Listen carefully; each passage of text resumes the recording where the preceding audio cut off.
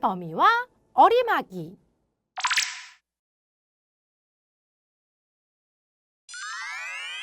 안녕하세요. 이번 시간에 함께 살펴볼 내용은요. 수의 범위의 활용인데요. 우리가 앞에서 배웠던 이상, 이하, 초과, 미만을 이용해서 범위를 나타내 보려고 합니다. 그런데 범위라는 것은요. 어디부터 어디까지 이렇게 된 게 범위지요. 자, 그래서 앞에서 살펴보았던 모 이상, 모 이하, 이러면은요 범위가 됩니다. 물론 모 이상, 모 미만 요렇게 해도요 범위가 되고요. 모 초과, 모 이하, 모 초과, 모 미만 요렇게 해도 범위가 돼요. 자, 그런데 여기에서 보다시피 이상, 이하는요 기준이 되는 수를 포함하는 거고요. 초과, 미만은요 기준이 되는 수가 들어가지 않아요. 하지만 우리가 앞에서 살펴보았던 이상, 이하, 초과, 미만을 이용해서 범위를 나타낸다면 요렇게 네 가지가 있겠구나 하는 것을 알 수 있습니다. 그러니까 모 이상, 모 이하, 그리고요 모 이상, 모 미만 요것도 가능하겠죠? 그리고 모 초과, 모 이하, 모 초과, 모 미만 요렇게 해서 범위는요 네 가지가 있는데 모 이상, 모 미만 뭐 이러니까 헷갈려요. 그래서 이제 구체적인 수를 가지고서 여러분들에게 범위를 알려드리려고 합니다.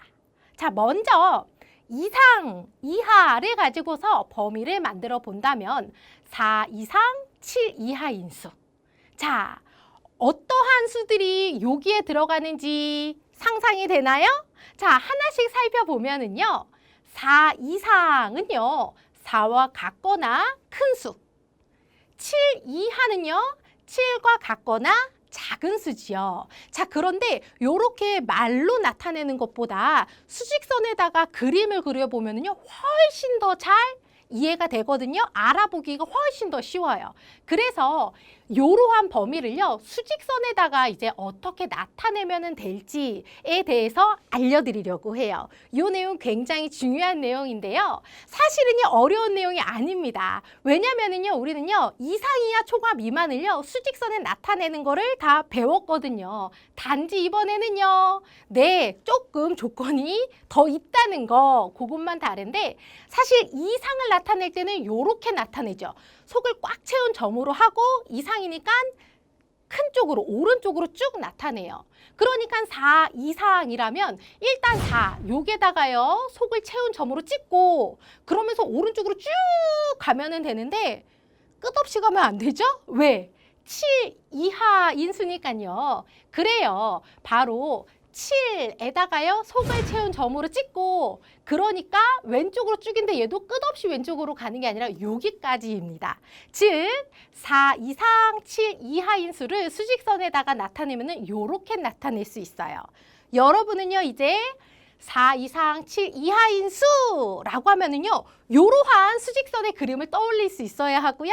이러한 수직선의 그림을 보면 4 이상 7 이하인 수구나 이렇게 이해할 수 있어야 합니다.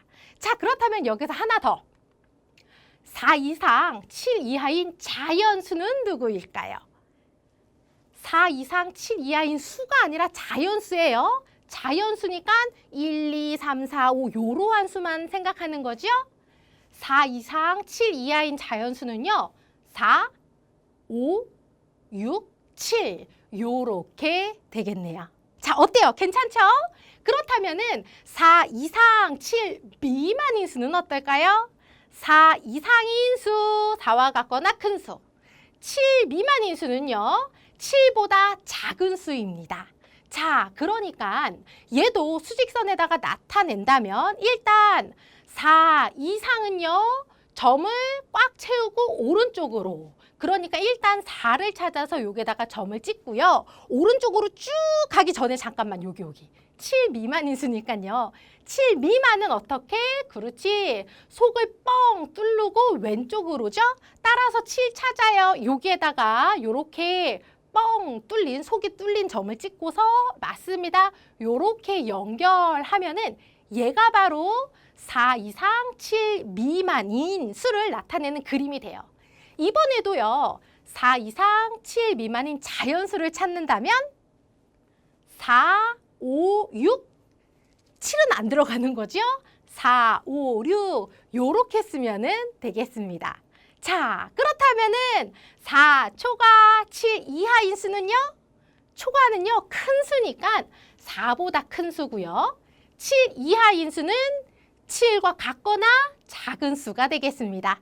이번에도 수직선에다가 나타낸다면 4 초과니까요. 그렇지, 속 뚫려 있어야 하고요. 오른쪽으로. 그러니까 여기에다가요. 요렇게 속이 채워지지 않은 빵꾸난 점을 표시하고요.